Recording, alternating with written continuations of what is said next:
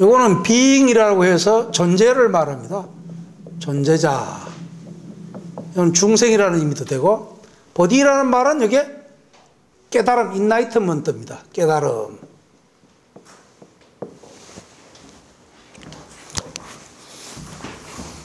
그래서 저게 세 가지 뜻이 있는데요. 하나는 깨달을 중생, 깨닫게 할 중생, 그 다음에 깨달은 중생. 깨달은 중생이 뭡니까? 부처님이죠.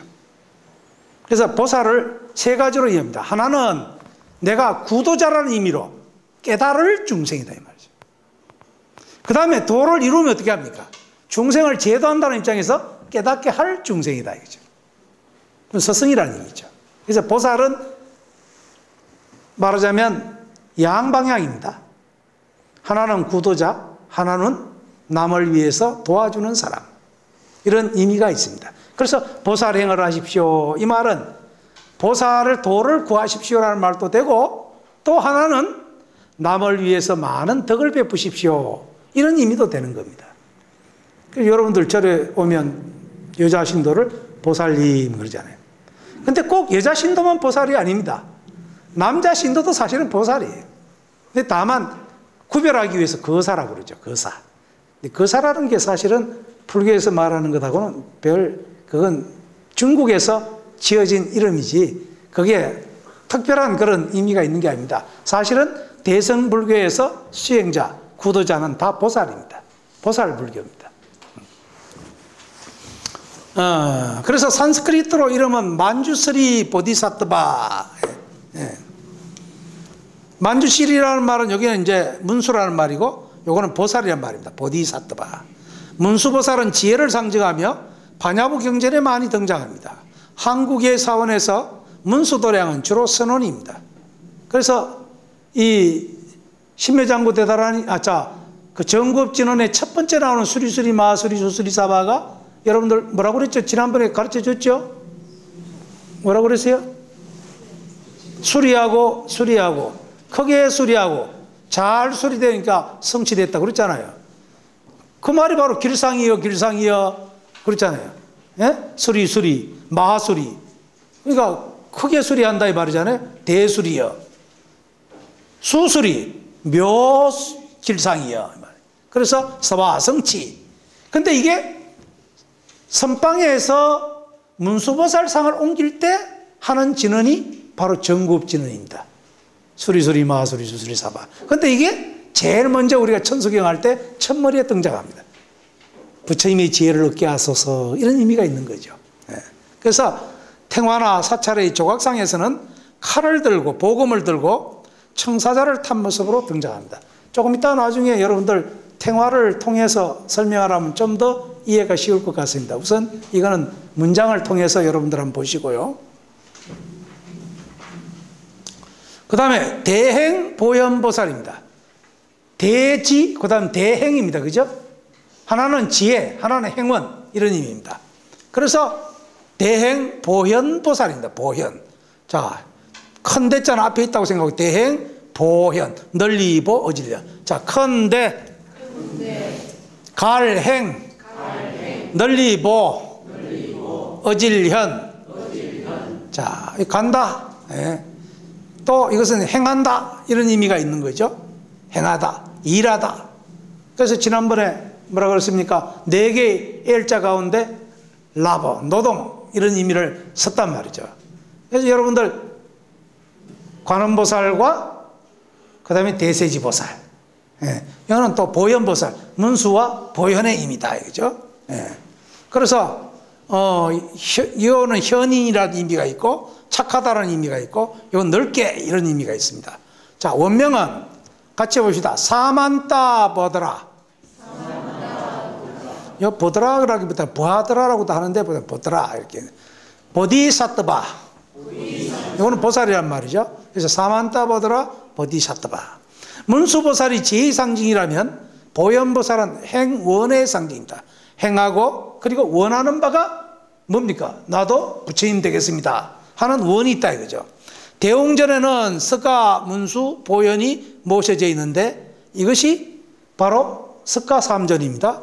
지혜와 행운이 없이는 결코 부처님 될 수 없다는 것을 보여주고 있고, 또 문수 보현보살은 연화자에 앉아서 연꽃을 잡고 있는 모습으로, 또 흰 코끼리를 탄 모습으로, 중국에는 이 흰 코끼리를 탄 모습으로 나타나고, 우리나라에는 대개 연화대에 앉은 보살로서 많이 표현이 됩니다. 그 다음에 대비 관세음보살입니다. 자, 같이 해보자. 설폴비, 볼관, 대세, 소리음. 관세음보살이라고 하는데, 이걸 산스크리트로는 아와로키테스와라라고 그럽니다. 여기에 아와로키테스와라. 이거는 여러분들 혹시 이제 아와로키테스와라가 어떤 의미인가 하는 것을 설명을 제가 좀 잠깐 하겠습니다.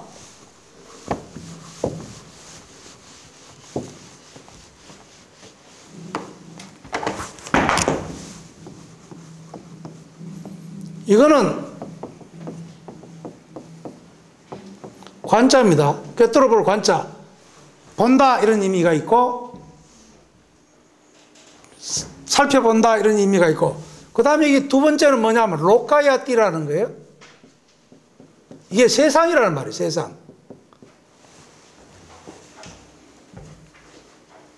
그 다음에 이스와라는 글자입니다. 이스.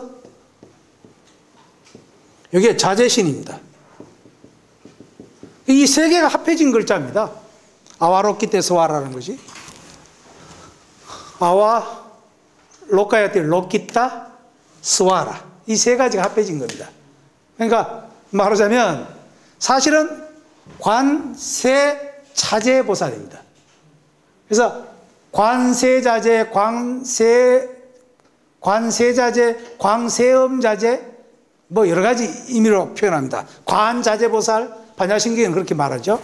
그래서 이 관세음보살은 여기에 관자재보살 혹은 빛광자를 써가지고 광세음보살, 또 관세자재보살, 관세음자재보살, 또는 줄여서 관음보살 혹은 관음, 이렇게 부른다는 거죠. 그래서 중국에서는 저 남해 보타 낙가산 주산열도에 남해 관세음보살이 있습니다. 남해 고불이라고도 불리고, 티베트에서는 달라이라마 스님을 관세음보살의 현신이라고 받들어 모시고 있습니다. 그래서 우리나라에도 서가모니 부처님 부르기보다는 관세음보살을 많이 부릅니다. 왜? 관세음보살은 감노병을 들고 있습니다. 중생들이 고통을 받을 때, 괴로움에 시달리고 있을 때 그 감노수를 주어서 중생들을 고통을 해결해 주는 보살이기 때문입니다. 그리고 또 관세음보살은 손이 청개고 눈이 청개입니다.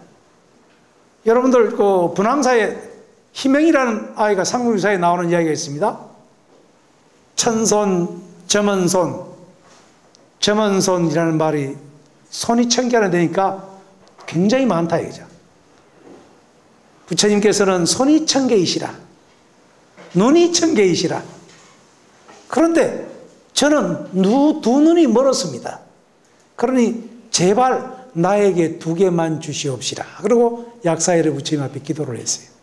그런데 희명이라는 아이가 그 기도를 통해서 두 눈을 얻었다는 이야기가 거기 나옵니다. 이 분황사 여러분 가까운 데 있죠? 그래서 옛날 신라시대 때부터 이 분황사 앞에 황룡사 구청탑이 있고, 그 황룡사 구청탑이 세워지는 걸 보고 아이들이 물었습니다. 저 탑은 왜 저렇게 높아요? 왜 저렇게 9층입니까? 그러니까 어머니가 이야기하기를, 저 탑이 다 지어지고 난 후에 9나라로부터 신라가 조공을 받게 된다더라. 그러니까 삼국 통일을 하고 세상을 통일할 수 있는 대탑이라는 거죠. 그 말을 들은 아이가 화랑이 될 수 있는 나이가 됐을 때, 10년 후, 대여섯 살짜리가 10년이 되면 16살 되겠죠? 그때 신라가 삼국 통일을 합니다. 황룡사 구청탑을 짓고 10년 후에 삼국 통일을 합니다. 요즘 경주시장이 뭐 종교는 다르지만 황룡사 구청탑을 재건하시겠대요. 그러면 아마 통일될는지도 모르겠죠. 통일의 염원을 담아서 구청탑이 재건되면 참 좋겠어요. 제가 여기 그 옆에 포항이 고향인데요.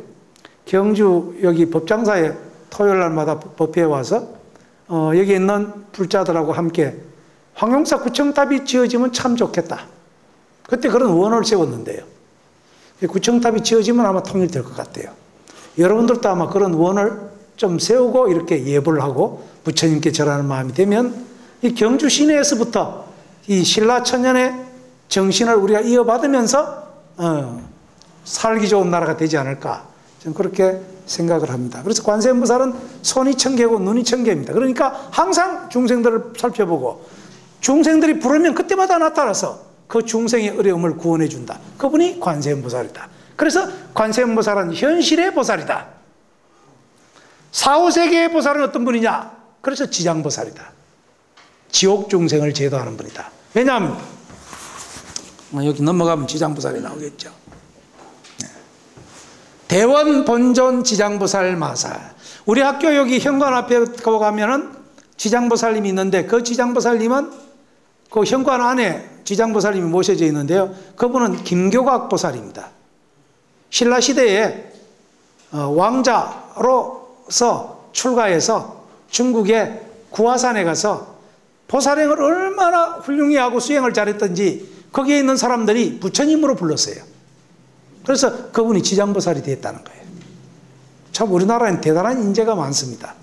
원효 스님이 있는가 하면, 원척 스님이 있는가 하면, 또 이런 김교각 스님이 있는가 하면, 또 무상 스님이라는 스님이 계셔서 티베트의 선불교를 전해준 분이 바로 무상 스님입니다. 이분들이 다 신라시대 사람들입니다. 신라가 삼국 통일을 할 수밖에 없죠. 그래서 천년 불교 왕국을 그렇게 다스렸습니다. 예, 땅지자, 자, 한번 자, 원할원, 밑본, 근본본, 높을존, 땅지, 감출장. 왜 제가 이제 이렇게 이러냐면 여러분들이 한문을 자꾸 입으로 자꾸 외우고 그래야 이게 기억이 되거든요. 그래서 서면서 입으로 부르면서 이렇게 외워야 나중에 그 뜻하고 소리를 알게 됩니다. 그리고 써봐야 돼요. 요새는 저도 컴퓨터로 자꾸 하다 보니까 이게 잘 안 쓰실 때가 있어요. 자, 이게 하기는 하는데 이게 어디서부터 어떻게 써야 될지 모를 때가 생깁니다. 이게 자꾸 써봐야 됩니다. 그래서 이 지장보살은 말이죠. 크시티 가르바라고 그러는데 말하자면 땅 속에 있는 땅의 모태라는 거죠. 가르바라는 말은 태라는 말이고 크시티라는 것은 이 땅이란 말이죠. 네, 그래서 억압받는 자, 죽어가는 자, 나쁜 꿈에 시달리는 자 등의 구원자로서 지옥으로 떨어지는 벌을 받게 된 모든 죽은 자의 영혼을 구제할 때까지 자신의 일을 그만두지 않겠다는 서원을 세웠다. 지옥 가는 중생들이 다 극락세계 가기 전에 나는 승불하지 않겠다, 이런 원을 세웠대요. 그는 전생에 브라만 집의 딸로 태어나서 서가모니에게 헌신적으로 기도함으로써 자신의 사악한 어머니가 지옥에서 벗어날 수 있도록 한 적도 있고, 중국에서 찬술한 지장보살 본원경에는 효행을 주로 한 지장보살에 관련된 전설들이 실려 있습니다.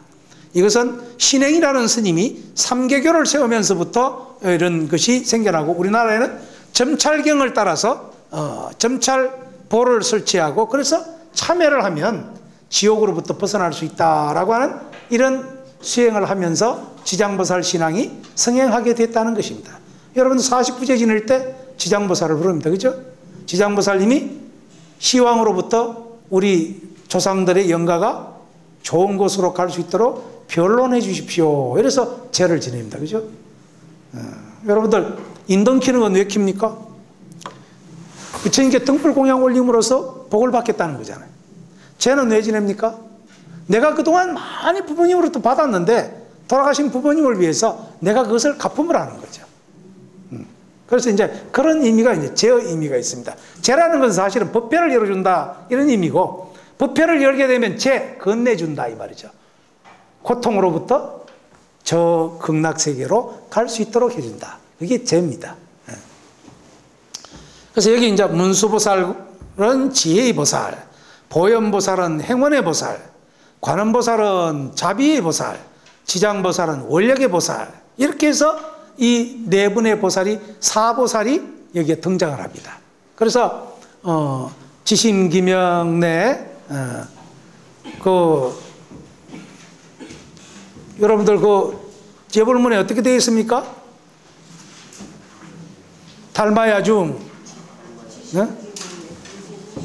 대지문수사리보살 대행보연보살 대비관세음보살 대원본전지장보살 마살 이게 사보살에게 내가 기명하겠습니다 라는 문구가 여기에 들어있는 것입니다. 이게 바로 이제 사보살에 관한 것이고 그 다음에 나오는 게 뭐냐? 바로 영산당시부터 이제 나오는 이야기입니다. 거의 벌써 1시간이 지났네요. 한 5분 쉬었다가 하겠습니다.